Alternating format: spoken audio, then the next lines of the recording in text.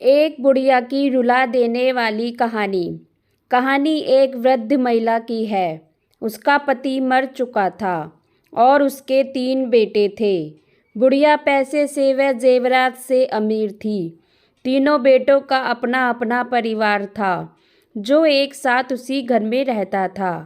कुछ समय बाद जगह कम पड़ने की वजह से सबसे छोटा बेटा पास में बने अपने ही दूसरे घर में जाकर अपने परिवार के साथ रहने लगा। बुढ़िया का अपने छोटे बेटे के पास आना जाना लगा रहता।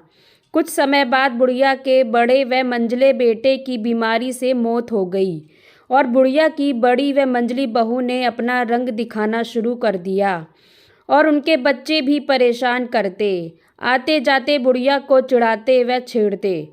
और दोनों बहू ना तो खाना देती ना ही उससे बोलती, और जब वह खाने को मांगती तो उसे चिढ़ाकर खुद खाते। फिर बुढ़िया पास में रहते छोटे बेटे के पास जाने लगी, वहीं उसकी देखभाल करते। एक दिन बुढ़िया रात को अपने छोटे बेटे के घर ही सो गई और जब सुबह उठकर अपने घर आई तो देखा कि दोनों बहुओं ने उनके बच्चों ने बुढ़िया का सारा पैसा और जेवर सब निकाल लिया। और जब बुढ़िया ने उनसे पूछा तो उल्टा उसे ही चोरी का नाम लगा दिया और बुढ़िया को धक्के देकर बाहर निकाल दिया। जब उसने अंदर आने की कोशिश की तो बड़ी बहू के बेटे ने बुढ़िया को इतनी जोर से धक्का मारा कि वो सड़क पर जाकर गिरी, जिससे बुढ़िया के सर पर चोट भी आ गई। उसके बाद बुढ़िया ने उठकर दरवाज़ा खोला तो उसका हाथ दरवाजे में भींच दिया और उसके हाथ में एक कटोरा पकड़ा दिया और बोले, तेरा यहाँ कुछ नहीं, अब भीख मांग के खा।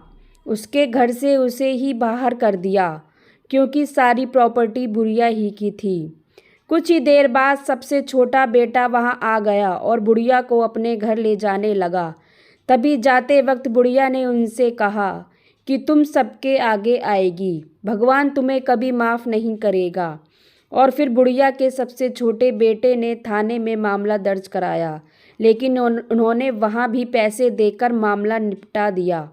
बुढ़िया शांत बैठ गई और सब कुछ भगवान के साथ सौंप दिया। आगे जाकर ऐसा समय आया कि बुढ़िया की दोनों बहुओं के बच्चों ने अपनी माँ के साथ भी गलत व्यवहार करना शुरू कर दिया। तब दोनों बहू वापस बुढ़िया के पास आई और उसके पैरों में गिर गई और माफ़ी मांगी। उनका ये हाल देखकर बुढ़िया ने उन्हें माफ़ कर दिया, लेकिन बुढ़िया छोटे छोटे बेटे के पास ही रहती।